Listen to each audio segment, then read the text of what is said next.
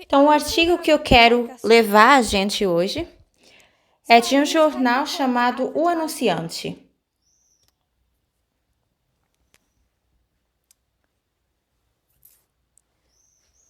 Vocês conseguem enxergar aqui embaixo? O Anunciante está intitulado como As 7 Nações de Conspiração.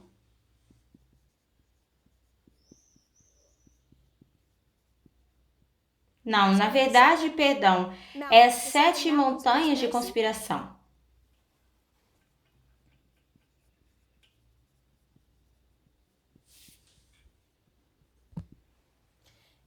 E foi escrito 7 de janeiro de 2019 por Jamie Siddall.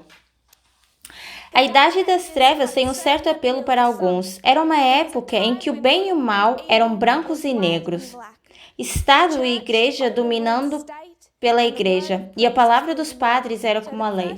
Então, a primeira coisa que esse artigo vai fazer é nos levar para que período de tempo? Os 1260. E quando nós vamos para o mundo, o que é que nós queremos fazer? Queremos mostrar que dessa união de igreja e Estado e que existia essa regra do papado e dos reis nesse período de tempo de 1260. E queremos mostrar que o protestantismo está fazendo o trabalho que a mãe fez antes. Então, nós queremos, através deste artigo, levar os netineus para o lado correto.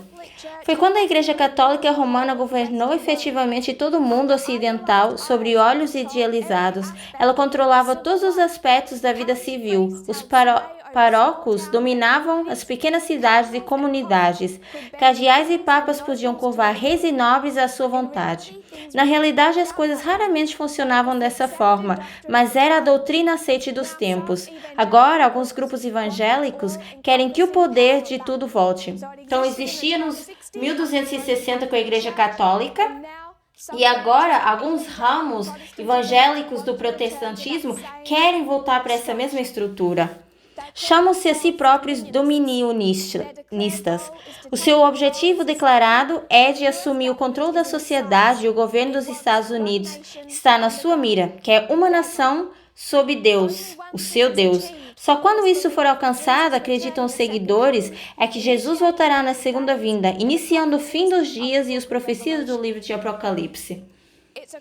É um movimento interdimensional que parece ter nascido entre os evangelistas da televisão e da rádio nos anos 70. Eles citam...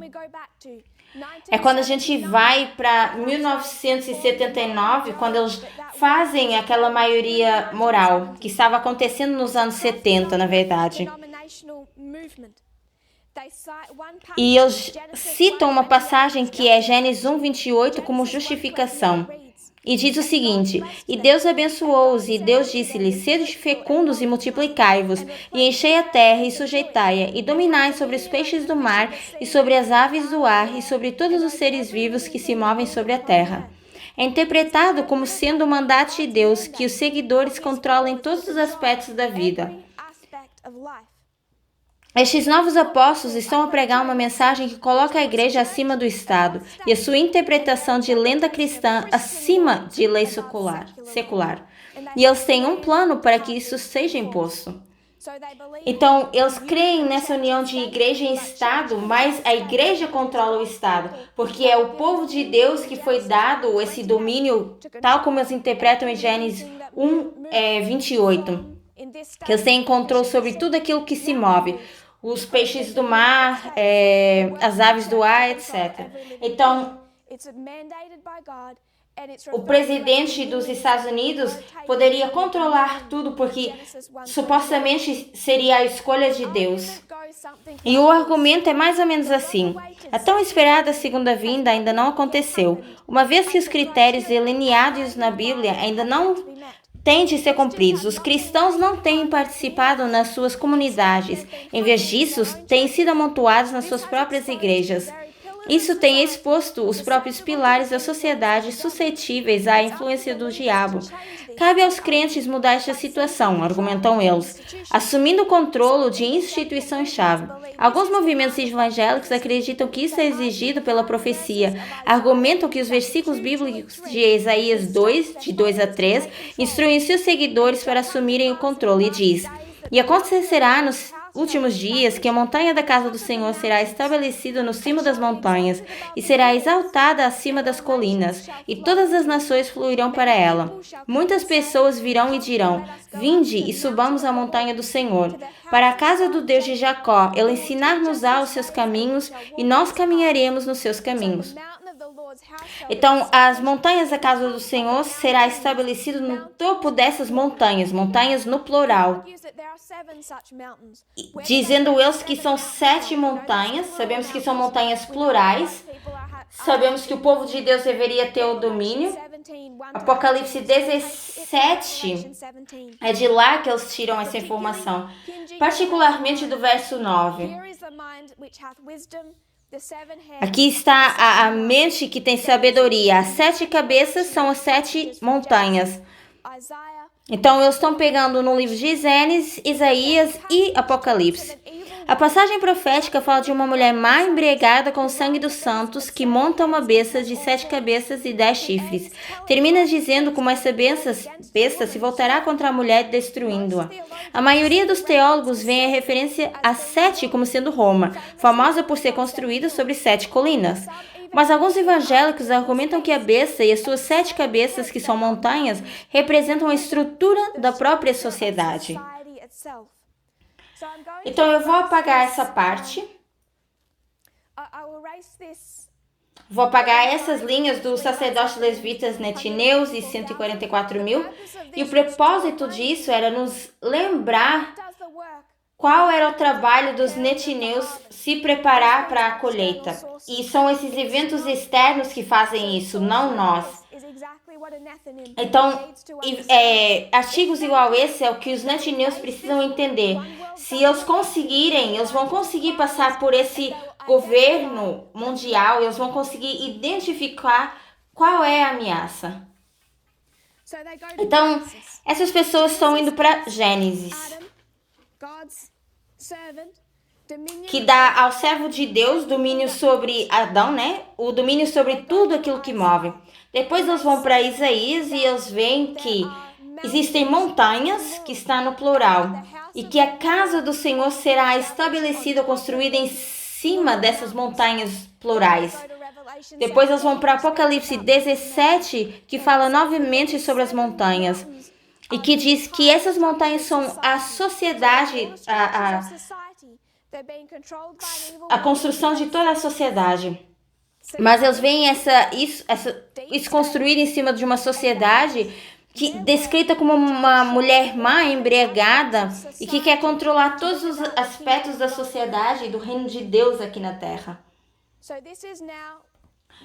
Então, isso agora se refere às 7 montanhas na profecia.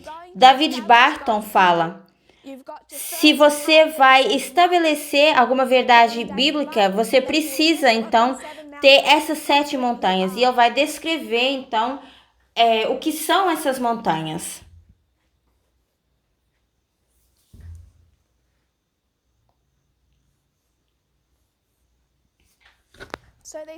Então, essas 7 montanhas que construíam o fundamento da sociedade seriam para ele a família, a religião, educação, seria a mídia,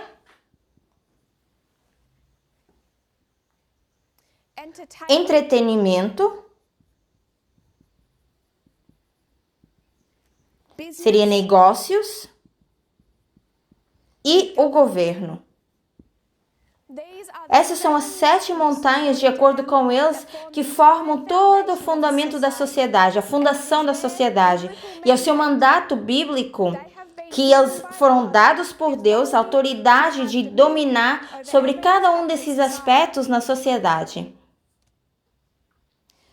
Então, eles sempre vão voltar para esse argumento. Você vai ouvir isso vez sem vez dos evangélicos que suportam o Trump, ou que apoiam o Trump, porque eles dizem que creem na liberdade de todas as religiões, tanto os muçulmanos como os judeus, mas será que eles são dados o mandato de controlar essas 7 montanhas? Não. Então isso mostra o que eles verdadeiramente querem estabelecer. O muçulmano não foi dado, através do que eles acham, é que o muçulmano não foi dado o controle dessas 7 montanhas, a sociedade.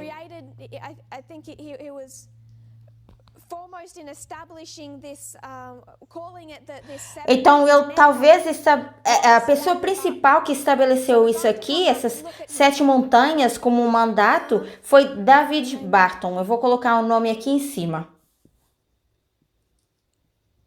Então, nós vamos mostrar como David Barton defende isso, não só no ponto de vista cristão, mas como ele vê que isso deve ser também o papel dos Estados Unidos como um país.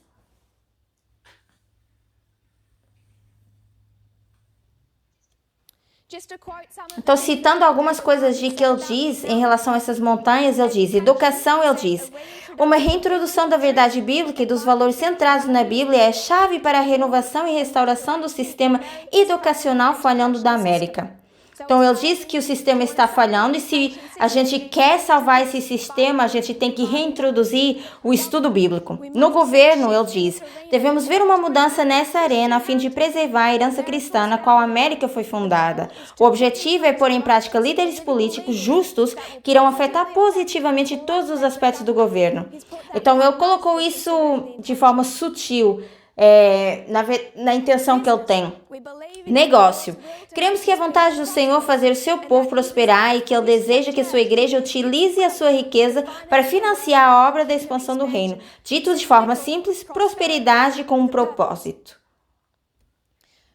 Os evangélicos cristãos brancos nos Estados Unidos continuam a ser um poderoso bloco de voto, embora sejam um grupo de decadência. E essa perda de prominência provou ser galvanizante. O pensamento do minionista está a tornar-se dominante entre este grupo minoritário e as 7 montanhas é considerado por muitos como o roteiro de reconquistar o controle do país.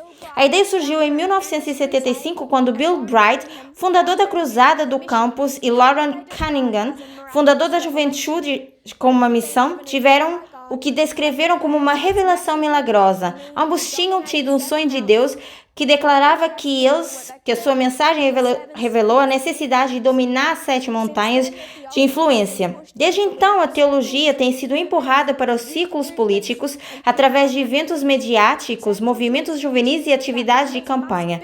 No centro dos seus ensinamentos está que os membros devem construir o reino de Deus na terra, e isso começa com a transformação dos Estados Unidos num Estado cristão.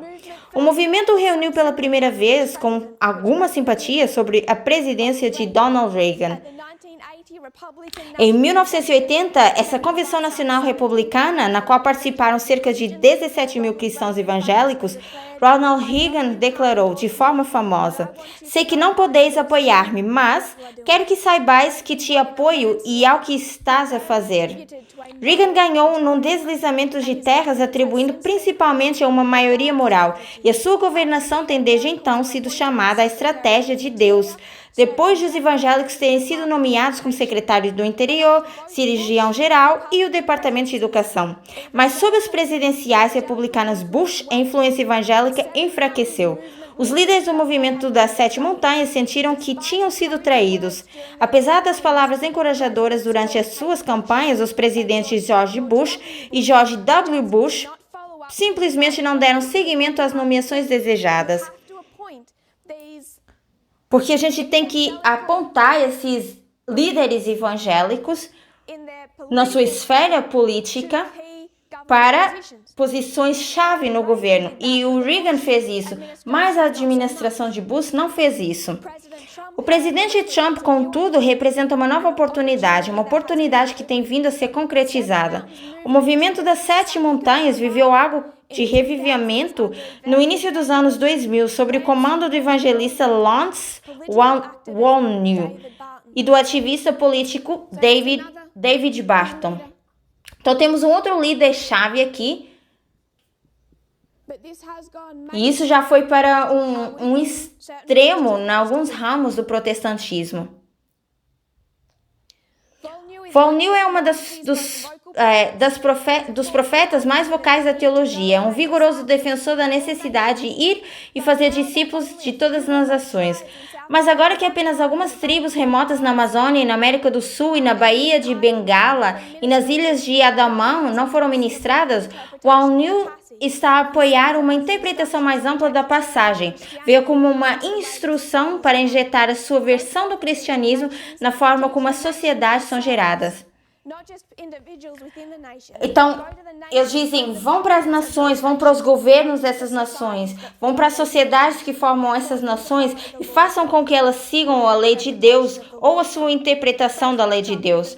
E o presidente Trump é o recipiente para tal mudança. O ONU declarou que Trump tem sobre ele uma unção de Ciro. Então, aqui são algumas das pessoas dizendo que Donald Trump é o Ciro dos dias modernos, que ele foi ungido por Deus, que ele é uma figura profética, uma referência ao antigo rei persa Ciro, que apesar de não ser amigo de Israel, derrotou os babilônicos e libertou aquela nação. Ciro foi, portanto, abençoado por Deus por ter feito o seu trabalho. No contexto moderno, a unção de Trump significa que os cristãos evangélicos também podem libertar a sua religião. Para esse fim, o ONU gabou-se ao companheiro líder evangélico David Barton de ter ovelhas ninja trabalhando como ativistas políticos e membros da equipe de transição presidencial de Donald Trump. E a próxima secção é chamada de As Ovelhas Ninja e os agentes subterrâneos. Então, lembre-se de algumas semanas atrás, a gente viu algumas citações de Ellen White e a gente viu que ela ensina sobre essas sociedades secretas. E nós vemos 3 citações importantes. E nessas 3 citações, ela fala de sociedades secretas que não são assim tão secretas. Aquelas que ela diz que seriam formadas contra os americanos, o Ku Klux Klan. Eles todos sabiam quem eles eram, sabiam quem eram os líderes, sabiam quem eram os indivíduos que participavam. E não é porque vocês veem as pessoas se cumprimentando de uma forma particular que a gente consegue identificar essas sociedades secretas. Noutra citação, elas diziam que algumas pessoas falavam de forma vulgar, que bebiam muito, que tinham que pagar impostos. Essa sociedade secreta não era assim tão secreta. Então, quando Ellen White fala dessas sociedades, elas não são assim tão secretas. Na verdade, elas fazem uma propaganda a si mesmas. Sabemos que essas confederações, elas se juntam no final do mundo. E eu quero sugerir contra aquilo que o Walter White tem dessa ideia de estado profundo, que se alinha com isso aqui, que o que eles chamam de ameaça, é que quando a gente vê essa confederação, eles estão fazendo uma propaganda a si mesmos. O ONU afirma que Satanás está no controle da academia, entretenimento, política e negócios. Então ele diz, os verdadeiros inimigos estão-se a moldar as leis, a moldar os meios de comunicação e a mudar a próxima geração, que seria o estado profundo, né? Então, ele está promovendo aquilo que ele chama de as 7 montanhas subterrâneas, uma filiação de produtores, diretores, advogados, políticos e economistas. Então, essas são pessoas que são em posições superiores nas suas esferas, que são referidas como as ovelhas ninja e agentes subterrâneos. Então, talvez aqui você tenha alguém nesse ramo de educação que crê em dominianismo e que você precisa levar essa pessoa até o topo dessa montanha para que a gente possa ter o protestantismo ou a igreja controlando a educação. Os cristãos são chamados para se aproximar cada vez mais.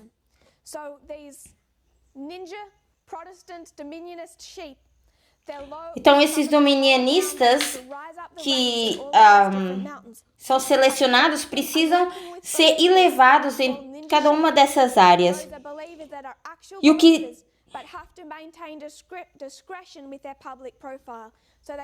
Então, eles não podem fazer uma propaganda assim tão extensa, né? Uma descrição do seu perfil ao público. Então, eles dizem, o que queremos fazer é reinstalar uma cultura que honre a Deus e revive uma moralidade que é essencial para a sobrevivência da América como uma nação de influência cristã. Então ele diz, portanto é no subsolo que nos encontramos e basicamente já mobilizamos crentes de todo o país para interceder, orar e ser informados e depois aparecer nos pontos decisivos da cultura onde pode haver uma presença por detrás da missão de Donald Trump. Portanto, é bastante excitante.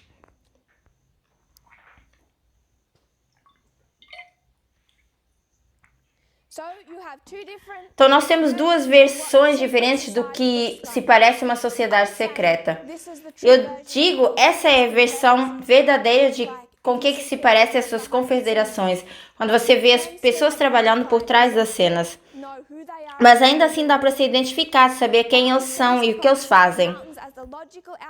Barton aproveitou as 7 montanhas como resultado lógico da sua controvérsia, mas incorreta. Crença que os pais fundadores dos Estados Unidos eram todos cristãos nascidos de novo. Então, o que ele vai fazer é criar essa ideia dos Estados Unidos nas 7 montanhas, voltar aqui a essa história que nós já falamos, voltando a 1798, e o que ele tem que fazer? O que eles sempre têm que fazer? Eles têm que voltar para essa metodologia de parábolas e fazer o que com o literal? Por que essas teorias de conspiração são tão ameaçadoras para o ensino de parábolas? Para formar uma teoria de conspiração, a gente precisa destruir o literal. Ninguém pode, com o literal, ninguém conseguiria fazer essa aplicação espiritual. Então aqui os nossos pais fundadores, eles eram protestantes que criam nessa união de igreja e Estado. E qual seria a sua aplicação espiritual disso? A aplicação espiritual seria ir de literal para literal. Eles acreditavam em igreja e Estado, então aqui eles também deveriam acreditar em igreja e Estado. Então, ele pega nessa parte literal e ele ataca quem? Quem particularmente ele tem que destruir? O Thomas Jefferson. Nós falamos dessa história de John Adams e da sua administração. E a sua conexão com esse ramo conservador. De como ele não se opunha a essa união de igreja e Estado e que essencialmente acreditava numa monarquia, assim como Hamilton. Mas Thomas Jefferson, e ele não era um protestante assim tão forte. Todos conseguem enxergar que ele não era uma pessoa tão religiosa, era mais um deísta. Então a forma que eles usam para justificar isso é escrever de novo a história que envolve Thomas Jefferson. No grupo do Media Broadcast, a gente já publicou esses artigos. E a gente dá bastante detalhe dos artigos no nosso chat do Media Broadcast.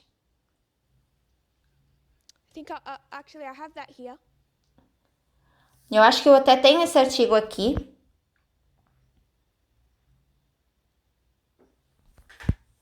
E ele escreveu um livro que se chama Jefferson Lies, que é o homem que está por trás dessa teoria das 7 montanhas. E ele vai então tentar destruir o que é literal e ele escreve esse livro que é As Mentiras de Jefferson, que ele diz que pretende contar a história real por detrás do terceiro presidente da nossa nação. Segundo Barton, Thomas Jefferson foi durante a maior parte da sua vida um cristão ortodoxo que misturava livremente igreja e Estado e nunca apoiou seriamente um muro entre os dois. A audácia da reivindicação foi aparentemente a anulação de Barton.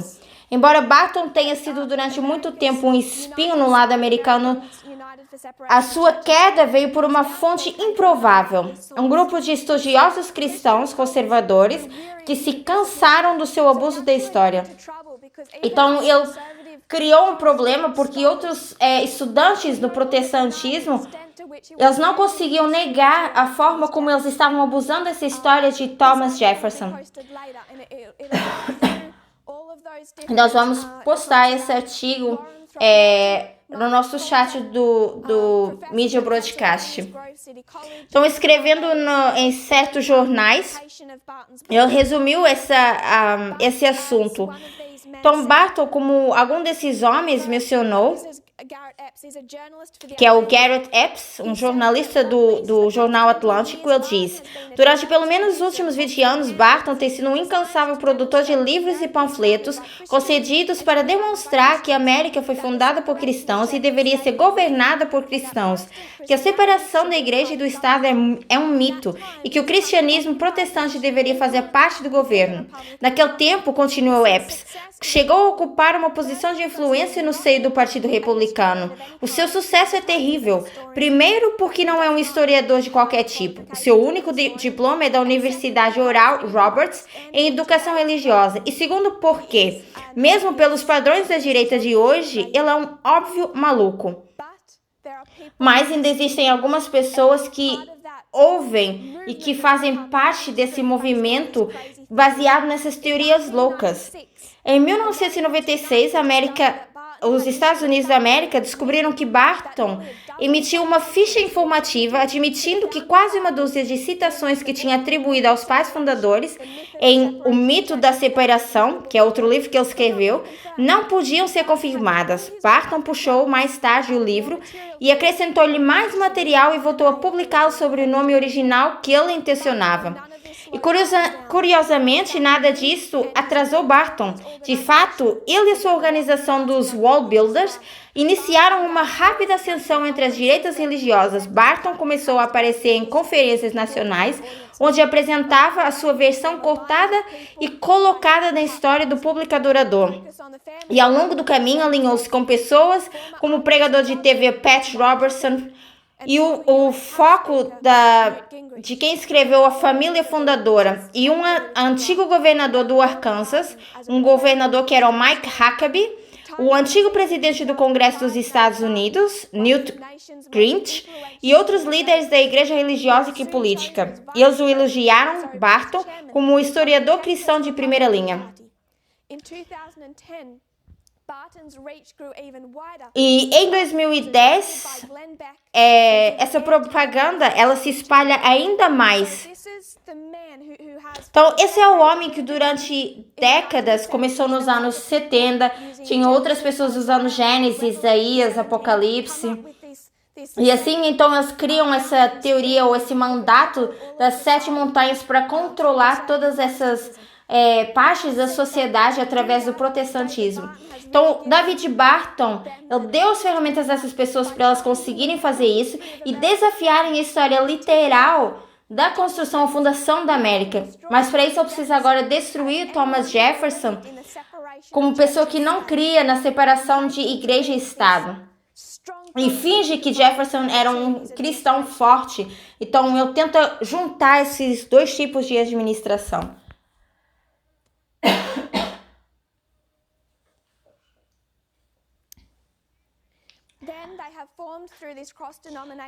Depois eles formam o que eles se referem como as suas ovelhas ninja. A separação de igreja e Estado está consagrada na Constituição dos Estados Unidos, embora essa tenha sido sempre uma arena intensa de disputa, e o seu objetivo é evitar a repetição das crises que muitos fugiram durante a fundação dos Estados Unidos. Eles estavam fugindo do quê? Os 1260 anos de perseguição papal. Combinações de igrejas e estados individuais que oprimiram as outras fés. A própria Constituição especifica: nunca será exigido qualquer teste religioso como qualificação para qualquer gabinete ou a confiança pública sobre os Estados Unidos. Então, a gente vai ler como eles trocaram isso. A primeira emenda diz o seguinte: o Congresso não fará nenhuma lei que respeite um estabelecimento religioso ou que proíba o seu livre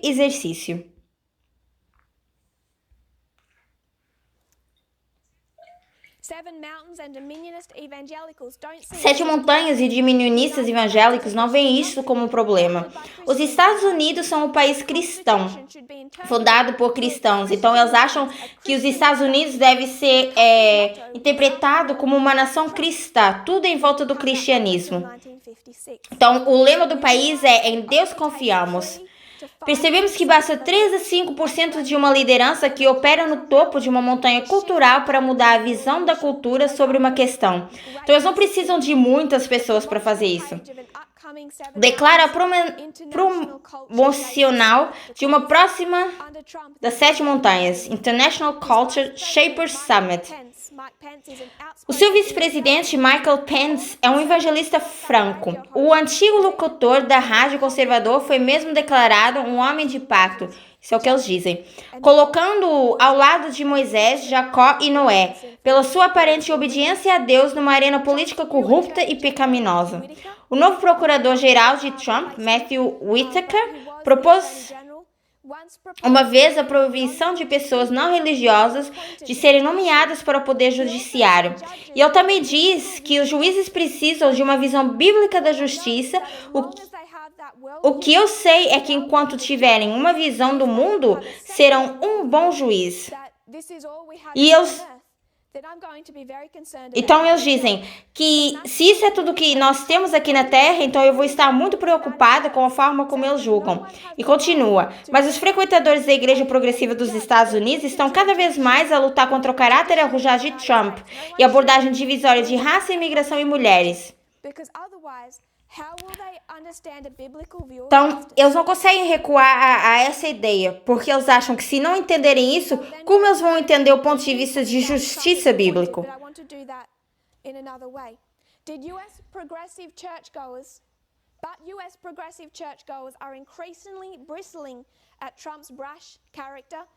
Os frequentadores da Igreja Progressiva dos Estados Unidos estão cada vez mais a lutar contra o caráter arrojado de Trump e a abordagem divisória de raça, imigração e mulheres, voltando ali atrás, porque eles não estavam completamente unidos. Entre os que levantam a sua voz na oposição está o bispo anglicano Michael Curry, que oficiou no casamento do príncipe Harry e Meghan Markle. Ele empurra o manifesto declarando Jesus e alerta para uma perigosa crise de liderança moral e política aos mais altos níveis do nosso governo e das nossas igrejas. O manifesto rejeita o nacionalismo branco, apela à exploração política do fanatismo racial, denuncia a misoginia e a má conduta sexual, defende os imigrantes e os refugiados e defende um ênfase renovado nos pobres. E ele diz o seguinte: os representantes do cristianismo estavam a aderir a agendas políticas que muitas vezes não refletem os ensinamentos de Jesus de Nazaré, diz o bispo Curry. Mas o direito religioso está a mostrar poucos sinais de estar comovido, e Trump está ansioso por mantê-los de lado. E ele diz: um referendo sobre a vossa religião é um referendo sobre a liberdade de expressão e a primeira emenda. Vamos proteger o cristianismo, declarou Trump. Posso dizer que sim, não tenho que ser politicamente correto. Isso começou com a presidência de Ronald Reagan. Continuou essa dificuldade nos próximos presidentes e então eles acham que chegaram ao ungido, que é o Donald Trump. Então, quanto tempo mais nós temos? Ok, temos mais 10 minutos. Então, em 10 minutos, eu quero tocar rapidamente em algumas pessoas que estão por trás disso, dessas teologias das 7 montanhas. Então, vamos olhar para os líderes religiosos. Mas eu também quero que a gente pense sobre esses líderes políticos.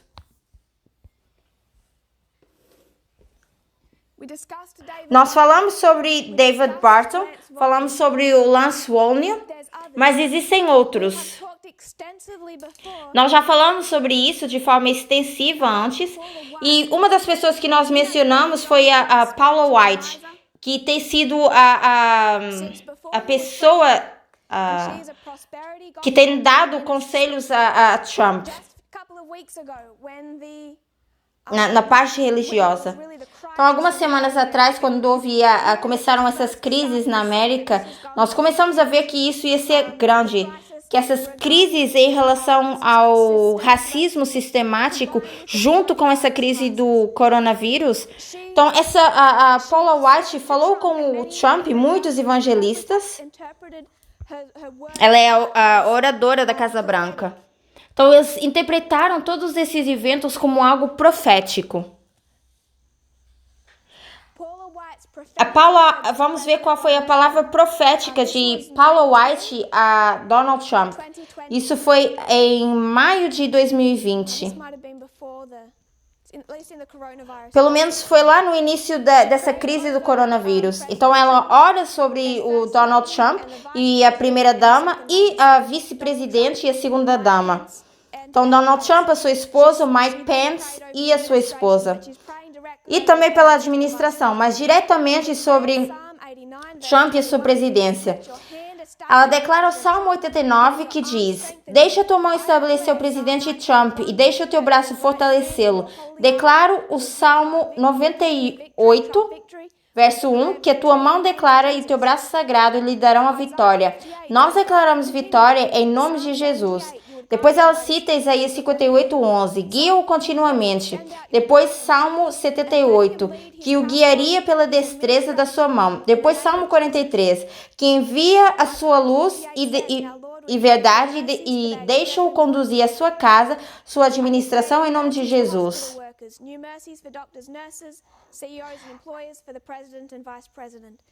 Então ela vai mencionando depois onde ela declara novas misericórdias aos trabalhadores, hospitalares, misericórdias a médicos, enfermeiros, mães, pais e por aí em diante.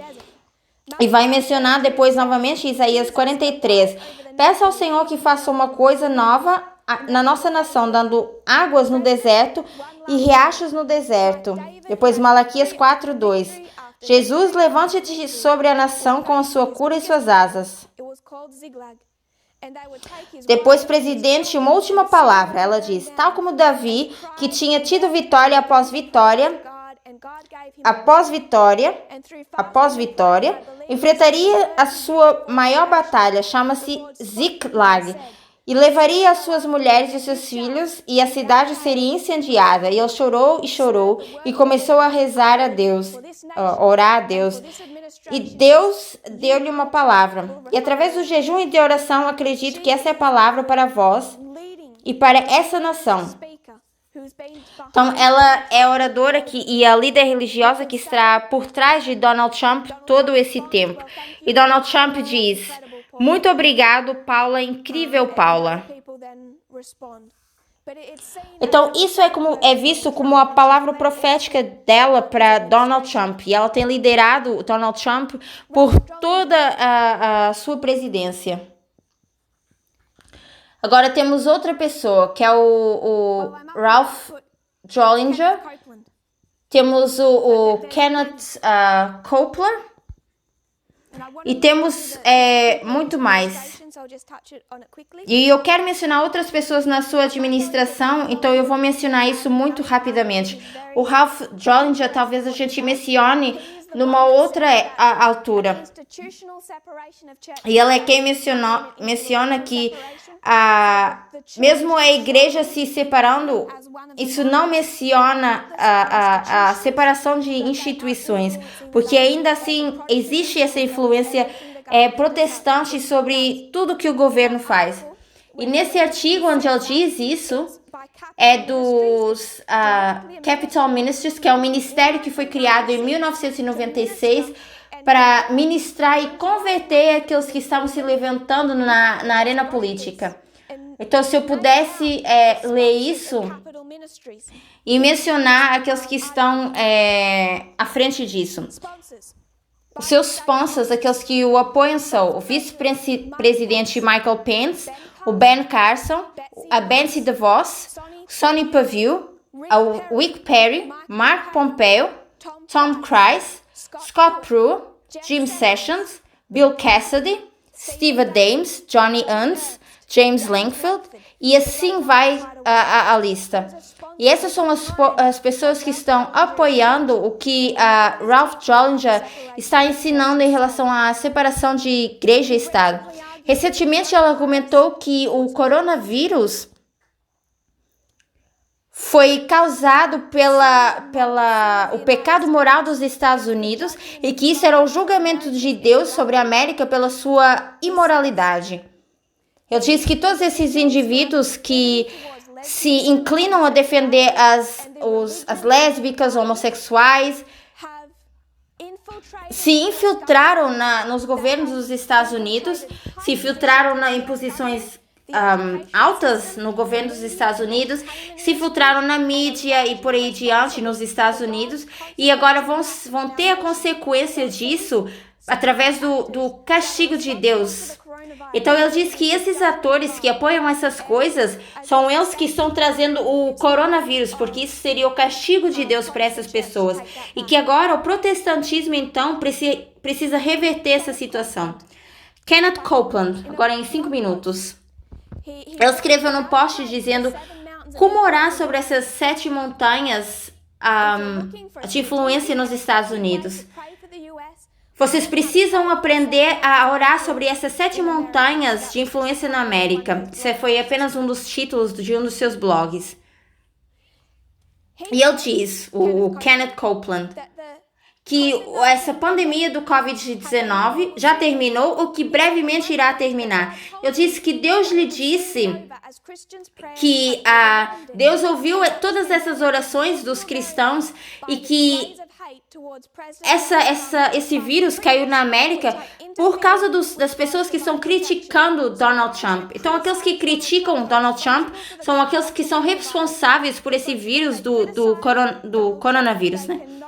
Porque assim que eles começam a criticar Donald Trump, eles creem que Deus não pode ter mais a sua proteção sobre os Estados Unidos. Então vamos olhar rapidamente para a arena política.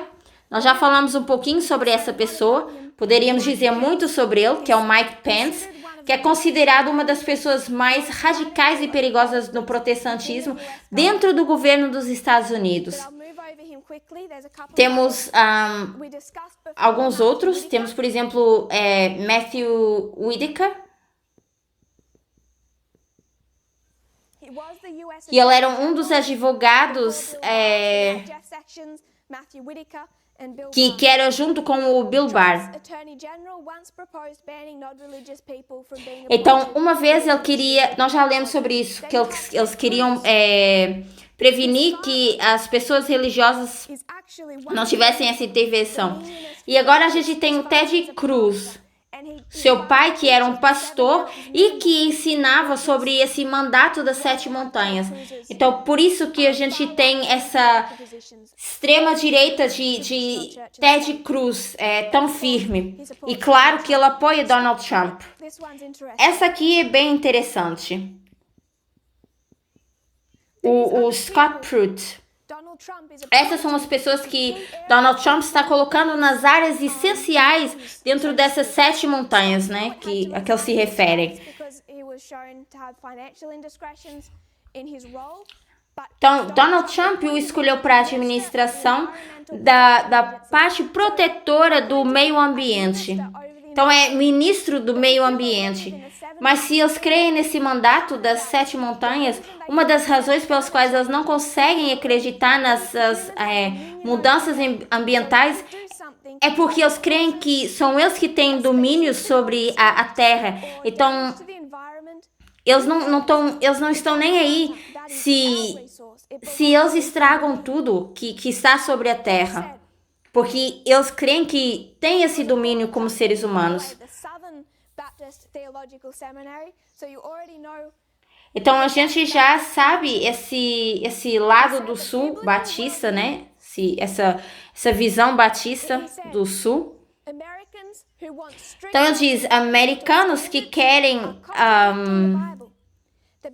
regras rígidas em relação ao meio ambiente estão indo contra as regras da Bíblia.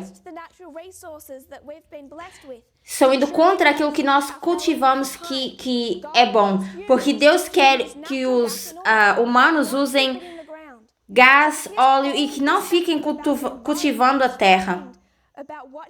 Então, eles colocam isso de uma forma que eles creem biblicamente. Então, eles dizem que o gás natural está aí à disposição do ser humano e que deve ser usado.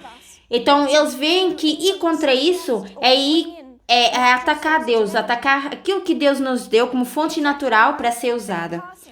Um outro que é bem interessante é o Ben Carson, que não importa mais se você é um presbiteriano, batista, metodista ou adventista. Isso não importa mais. Porque a gente vê Ben Carson dizer: nós americanos devemos estar orgulhosos de quem nós somos. Não devemos abandonar nossos valores. E numa campal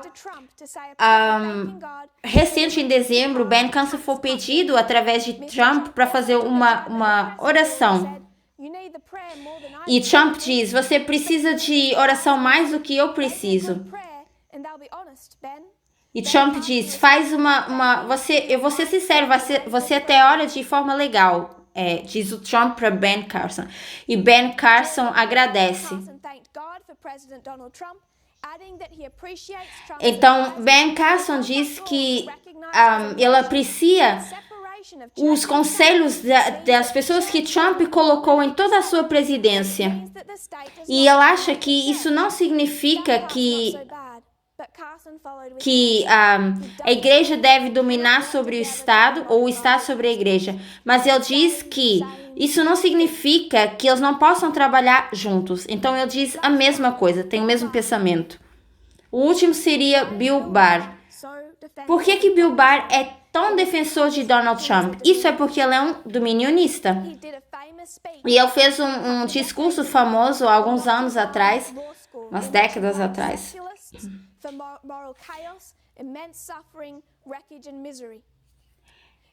Ele diz que é claro que nada pode ser entendido completamente em relação a Bill Barr se não for entendido de forma completa no ponto de vista religioso. Então, a sociedade, ele diz que a cura para a sociedade seria a sua fé.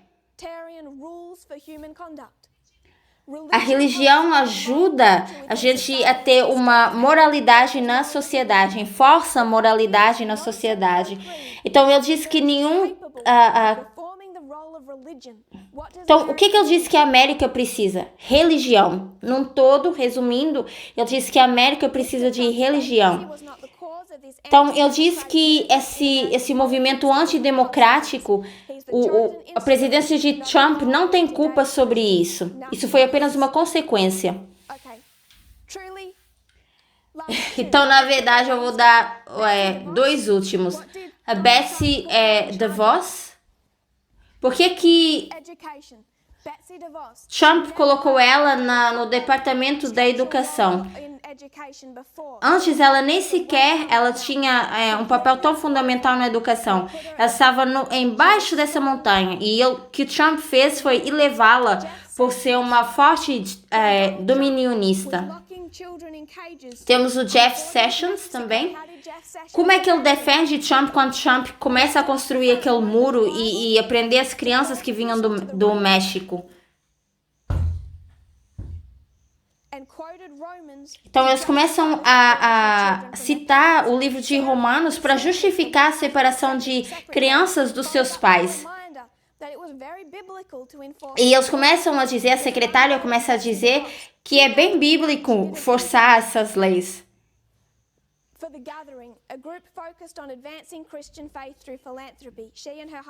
Então, eles são de um grupo que apoiam a filantropia. Ela e o marido apoiam a filantropia. Então, ela diz: o nosso desejo é confrontar a cultura de formas que nós conseguimos fazer avançar o reino de Deus. Eles dizem, o marido agora diz que a igreja foi colocada de lado nas escolas públicas, mas que isso precisa vir mais para a educação, porque isso seria um ponto-chave.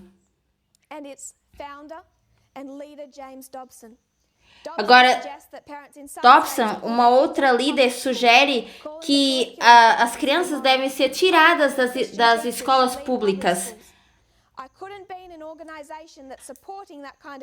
Ela diz, eu não posso, a Dobson diz, eu não posso fazer parte de uma dominação que se intitula cristã e que apoia todas essas bobagens. Isso vai destruir as pessoas e a nação.